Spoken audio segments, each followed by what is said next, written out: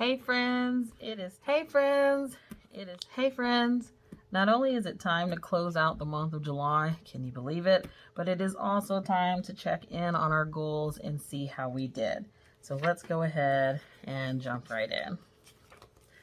All right, so the last half of the month, we had an expected income of $15.50, and we actually brought in $15.72.05.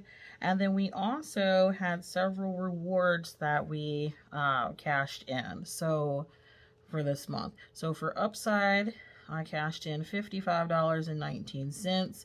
We sold some books and brought in $21.75. We redeemed $25 on Ibotta, and then I put gift there and $20. So we definitely brought in some extra. We started with a rollover of $45.29, and then our total income then for the month, or for the last half of the month I should say, was $1,739.28.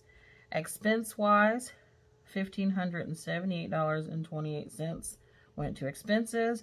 And so if I were to break that down, $1,102 and some change went to our bills. Our variable spending was $368.09. And so that 68 that we went over, because remember we only add to our variable spending grocery money that second half of the month, which is the 300.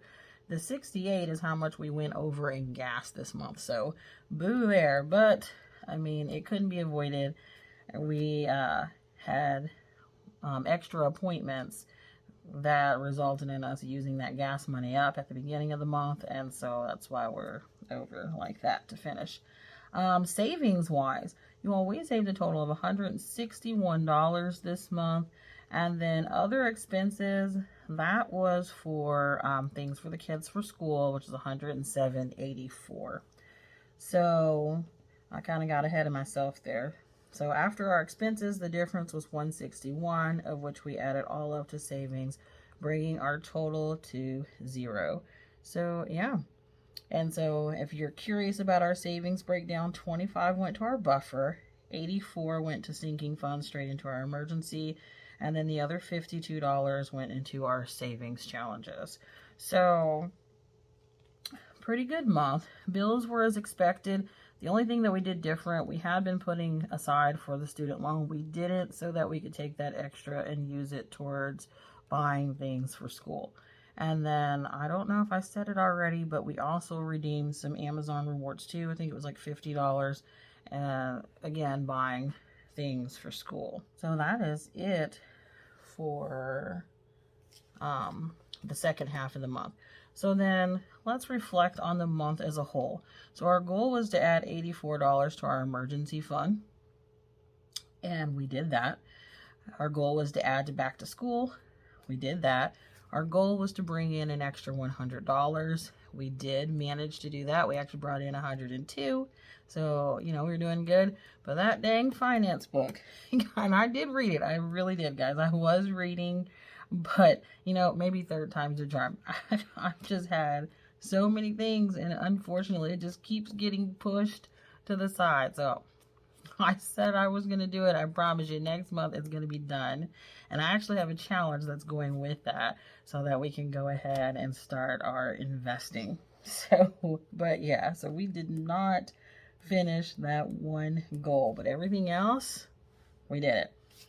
All right, so then let's look at these total numbers. So our planned income for the month was $4,568. We actually brought in $4,700, and you're gonna see a change in our budget, not this month coming, because the budget for the new, for the new school year for me doesn't start until the very end of August. That's when any changes take effect on my check. So then, but we had an actual income of $4,754.54. Total expenses came to $4,569.68. And total save this month was $184.86. So all in all, you all, yes, we had some categories that we went over this month between the first half of the month and then obviously with gas this last half of the month. But honestly, it's summer and things just seem to happen with the budget. It gets stretched during the summer. So I was just really happy with how everything turned out, and we were still able to put a good chunk into savings. So that sounds like a win-win to me. So that is it with our July budget. So until next time, friends.